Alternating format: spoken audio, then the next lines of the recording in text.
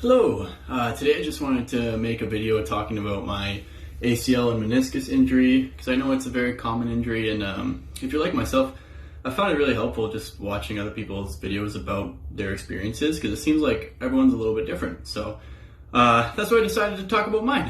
And I'm also coming from the perspective of not having had my surgery yet. It's scheduled for next week. I'm about 10 weeks post-injury. I think most people would end up getting their surgery sooner when it's in traumatic fashion, like mine was, not sort of a nagging thing that they discover years later. But I'm from Canada and our healthcare system is not very fast. So how I injured my ACL is I was playing ball hockey. I was just running. It was in a straight line. There was no plant and twist or anything. I was just running towards the ball and it just gave. So I'm assuming that there was something going on either below or above the joint or something weakened in my knee already, because it was pretty bizarre that I was just doing something I've done 1,000 times before and my ACL snapped. But seems like that's how these things happen sometimes. So rolled a crappy die, but it's the way it goes. So my ACL, there's a full thickness rupture, so it snapped in half. I did tear both menisci as well. Now my lateral menisci, the one on the outside, is a longitudinal tear. However, it's on the periphery, so that was good news because there's blood supply there, meaning it can heal. So that's good. My medial meniscus, I believe is intact, but I ripped it off of the joint capsule. The joint capsule is like that sort of balloon thing that envelops your joint. So it ripped off that. So they'll likely have to suture both the menisci back together, which does mean that I won't be able to weight bear for a little while after surgery, so that part kind of sucks, but they're replacing my ACL anyway, they might as well repair the menisci, right? So with the ACL, they're taking a graft from my hamstring, which is pretty standard, either hamstring or patellar tendon, but I'm getting hamstring, so they will replace it that way. And then of course the return to sports is anywhere from 6 to 12 months, so that'll be fun. As far as getting diagnosed, obviously I'd injured it playing ball hockey. I knew I'd done something, so I went down and it hurt like crap, and I couldn't get back up. I had to get help.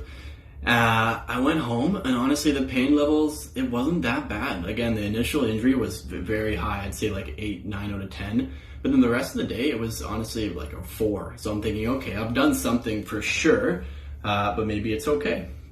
And then I woke up in the middle of the night and I was pouring sweat and in a lot of pain, so I then knew something was definitely wrong. So my wife and I, we went to the Emerge. They kind of tried to send us on our way and just said, hey, if it still hurts in a week, call your GP. And I was like, I'm pretty sure something's wrong, so I had to advocate for myself a little bit, unfortunately, but they did end up sending me down to an orthopedic guy who I saw about maybe 3 or 4 days later, so that was actually pretty good. And he took one look at my knee and the range of motion I had, which was next to nothing, and he said, oh yeah, you need an MRI. So I'm like, okay. So a couple weeks go by, I get my MRI appointment in the mail, and it's for November. So for some context, I'd injured my knee in March of 2022, and they were going to have me wait until November just to get it diagnosed through an MRI. So I decided no to that because I knew something was wrong.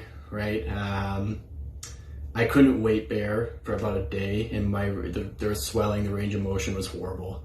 So I was double crutching honestly, this is actually what's kind of impressive. I was only double crutching for about a day, and then you kind of realize when you have 2 crutches that you can't carry anything, and so that became pretty burdensome. So luckily, I was able to switch to 1 crutch, and I did that for about a week or 2, and then I actually was able to walk. So that was positive and interesting. And again, that's one of those things that just goes to show that everyone's different. Like some people will rupture their ACL and they can walk, no problem. They don't even know they ruptured it. Other people, they're, no weight bearing for weeks until they get their surgery. So just the way it goes, I guess. But anyway, luckily, I was able to return walking shortly after the injury, but obviously nothing else. I've not been able to do anything dynamic, of course. So that's ultimately why I'm getting the surgery. Where was I going with that? I was talking about my diagnosis. Oh yeah, so I wasn't going to wait till November for my MRI, so my wife and I ended up going to Buffalo in the States, which is actually just like an hour and a half away from us, so it wasn't too bad. We went there, my insurance covered it 100%, thank goodness. So we got the results back a few days later, saw my orthopedic surgeon again, and he said, yeah, you tore everything. So Again, there's the ruptured ACL, both menisci torn, and I actually also fractured my femur, which was the interesting one to read in the report.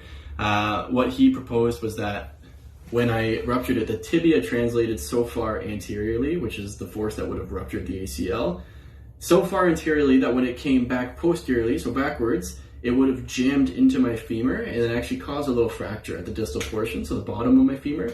So that there's a break there as well. So that's just a cherry on top. That it'll heal on its own though, so I'm not really sweating that too much. It's mostly just this ACL and menisci surgery that I gotta get. All right, so again, yeah, surgery's next week. So it's coming up in a few days here. And I thought it'd be kind of interesting just to show what my range of motion is right now. Because again, I'm 10 weeks post-injury.